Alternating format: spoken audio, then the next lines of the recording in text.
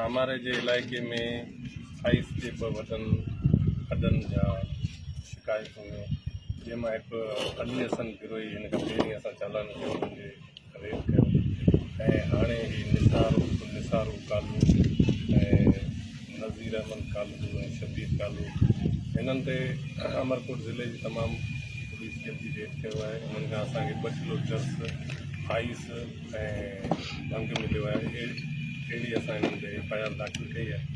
तव्हां सभिनी जे तवसुत सां ऐं हिन इलाइक़े जे समूरनि मौजूदु माण्हुनि खे सहाफ़ियुनि खे वापारी एसोसिएशन खे इल्तिजा थो कयां तव्हांजे इलाइक़े में जिते जिते आइस जी शिकायत आहे तव्हां असां सां इतला ॾींदो।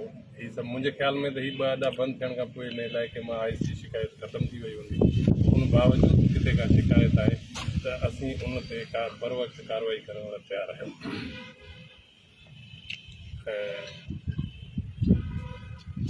उन खां सवाइ ॿी कंहिं इलाइक़े में जे मंशियात जो इतला आहे मंशियात जी शिकायत आहे त उनजो तव्हां असांखे इतला करे सघो था। असीं उन ते बर वक़्तु कार्रवाई कंदासीं ऐं असीं अवाम जा ताउन जी उमेद रखूं था ऐं असां ताउन जो यकीन रखूं मंशियात जे मामले में।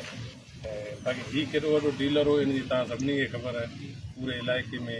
अच्छा जेके मवाली थी विया आहिनि त उन्हनि खे रिहेबिलिट करण लाइ उन्हनि खे वरी रिकवर करण लाइ संजोरे में हिकिड़ो आहे सेंटर आहे। हितां जा मुखिया हज़रात या वापारी एसोसिएशन ऐं ॿिया माण्हू गॾिजी उन्हनि खे हुते जमा कराइनि त उहो थोरे ख़र्च ते उन्हनि खे वरी उन नशे जी आदत छॾाइनि था। थोरो असांखे रुगो पुलिस कार्रवाइनि खां सवाइ ॿियूं कार्रवाइनि ते बि असांखे ध्यानु ॾियणु घुरिजे। मुआशरे में पंहिंजे हिसे जो किरदारु अदा करणु घुरिजे त जीअं जे मिसाल हिकिड़ो को मिसकिन माण्हू आहे उनजो बच्चो हिरी वियो आहे हिन ते हुन वटि इन क़िस्म पैसा न आहिनि जो हू उन्हनि खे सेंटर में रखी छॾे त तव्हां जहिड़ा दोस्त साथी अॻिते अचनि त उन्हनि माण्हुनि खे उन्हनि सेंटरनि ताईं पहुचाइनि उन्हनि खे नशो छॾाइनि। जॾहिं नशो यूज़ करण वारो ई न हूंदो हिननि जो धंधो बंदि थी वेंदो हिननि जो धंधो बंदि थी वेंदो त ॻाल्हि ई ख़तमु थी वेंदी।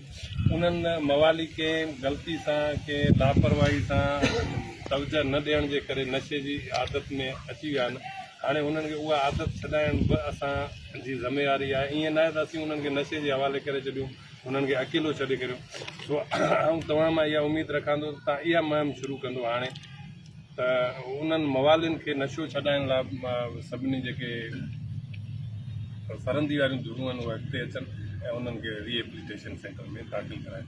बाक़ी अॾा मुंहिंजे ख़्याल में सामारे जी मुंहिंजी जेका इंफॉर्मेशन आहे उन मूजिबि जेके 2 अॾा हुआ उहे बिल्कुलु सर 2 मेन हुआ मेन अॾा उहे ख़तमु थी चुका आहिनि। इन खां सवाइ बि कंहिं टी जाइ ते किथे को हले पियो त तव्हां असांखे इतला ॾींदव।